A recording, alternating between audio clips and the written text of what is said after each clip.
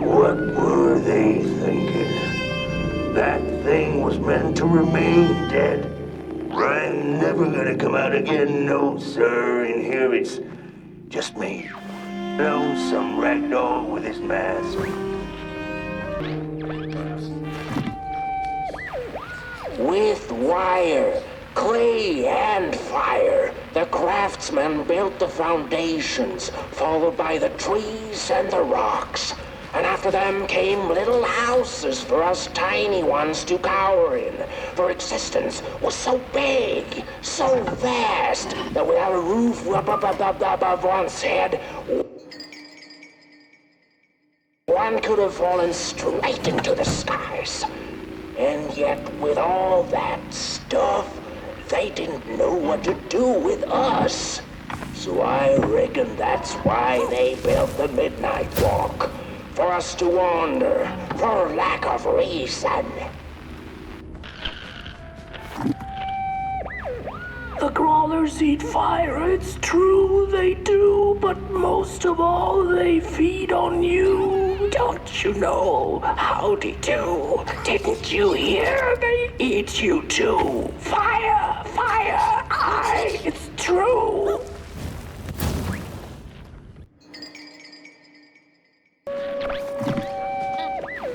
Close your eyes. Listen. They sense you.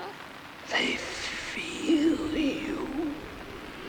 That's so beautiful.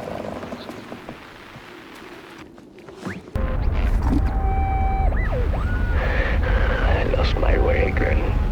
It's getting dark now, but the dark is a well of ideas. A blank canvas full of possibilities. The dark itself is the key. All it needs is a little spark, and then I get what I need. It hungers for fire, so I take a match, I light it, and I offer it. I give it freely. I have to surrender. The mushrooms whisper of a new burden down. They tell us her nest lies beyond the cold moon. And she came here to witness tragedies. She feeds on these tales, you see, sucking their fire dry like marrow from a bone. Her eyes are on us now. Like a vulture she waits, knowing that we somebodies are about to tear each other apart. The bodies dance their approach over the mountain vein. We ragdolls observe, we record, and we mimic their faces, their masks. They do not know what the short yearning nights behind. We put on a mask, we perform, and we put on a show. We Malgrims have a special relationship with fire. We do not cook over it, we do not shed tales around it. We care not for its warmth. Ours is a different connection entirely. Fire is our window to truth and into the world beyond clay, to which we must return. We are noble beings, bringers of bugs, slime, and mushrooms to help.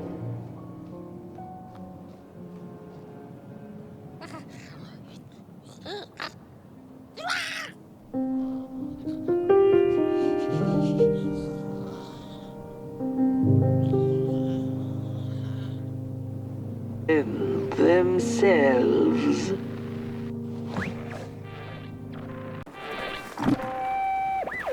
Hello, Mother. The well said to give it a match, so you and I could talk again. I hope this works, because that was my last one, and well, it's cold now. But it doesn't matter. We can finally talk. after everything. So, how are you? Do they have fire where you are? Not the hellish kind, I hope. Is Father there too?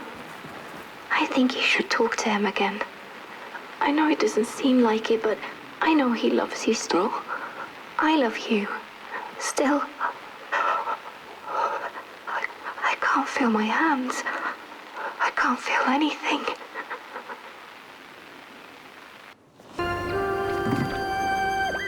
How could this happen?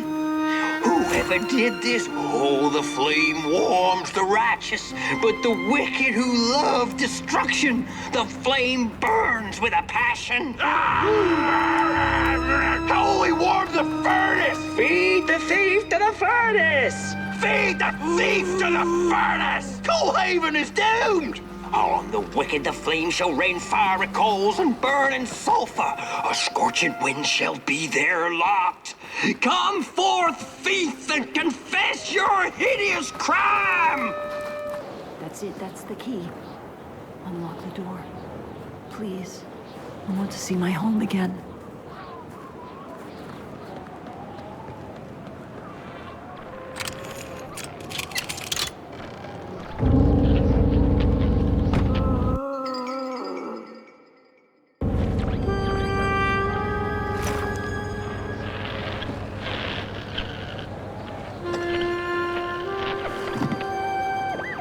Furnace is getting weak.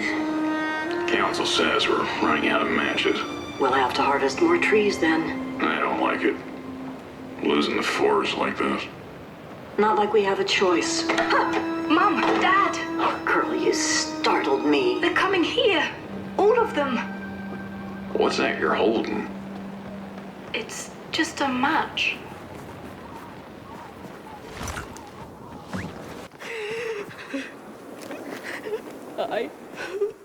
What have I done?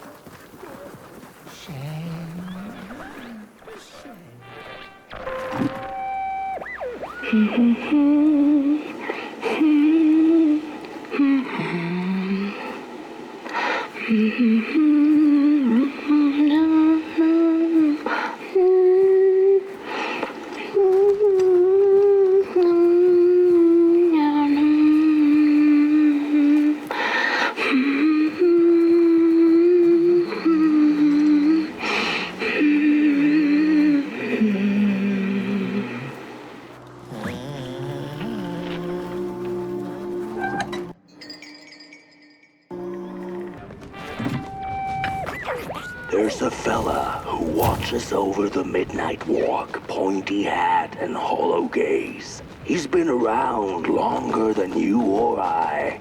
Some say he was one of the first sculptures to have breath. Some say he's not from around here, but from another maker's work table entirely. Some say he's seen what lies beyond Moon Mountain, but I just think he's lost like the rest of us, and he's waiting for the right one to come along. Waiting for something that'll give him that eureka for his song. He keeps his banjo by his side, but he never plays it. Strange, but he's in no hurry. He's got all the time in the world. The sarcophagi are molds, rebirthing the bodies of the burnt one. Failure after failure, they keep coming back. They lie dormant, and then they awake at an appropriate time, during times of dark, to perform a task. The taskmaster unknown, doom spelled on the flip side of a coin. Little dolls in a dollhouse made of matches.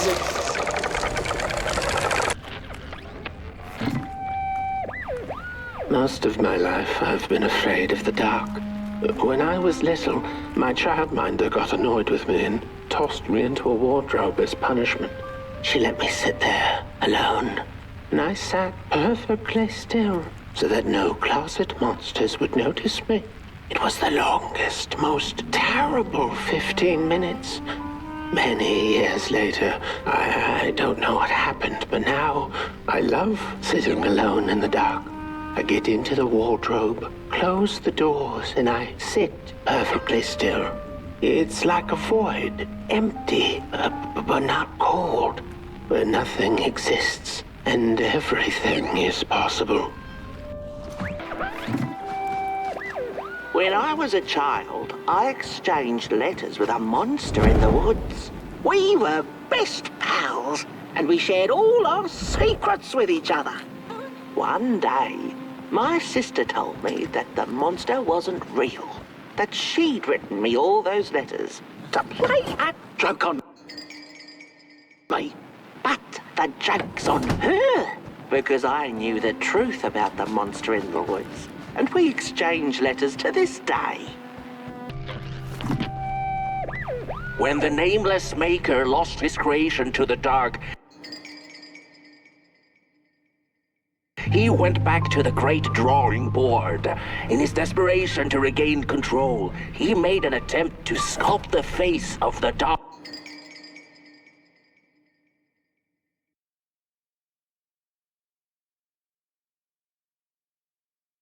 itself, something he thought he'd glimpsed in his nightmares.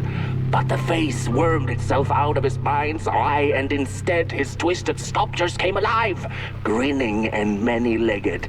Thus, the grinners escaped and seeped into this world, as a reminder to the maker that there is always something to smile at. The first two-legged beings did prosper under the first sun. But it didn't matter how much they bathed in its light. They craved more. They sought to cage the sun, harness its power, and make it theirs. But the makers in their foresight had put the sun far, far away. So far that no creature could reach it. That's why, in their desperation, the two-legged ones began to collect matches, lighting them like minuscule suns of their own. But there are only so many matches in this world, and one day they'll run out, and they shall once again look to the sun.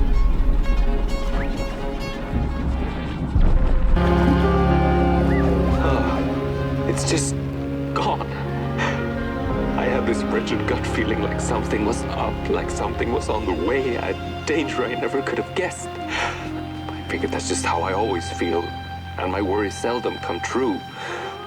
And now here I am, and I have been for some time now, and it just won't come back. I'm thinking, while I had it, I didn't know what to do with it, how to care for it, enjoy it. But if I had it again tonight, I'd probably waste it all over again.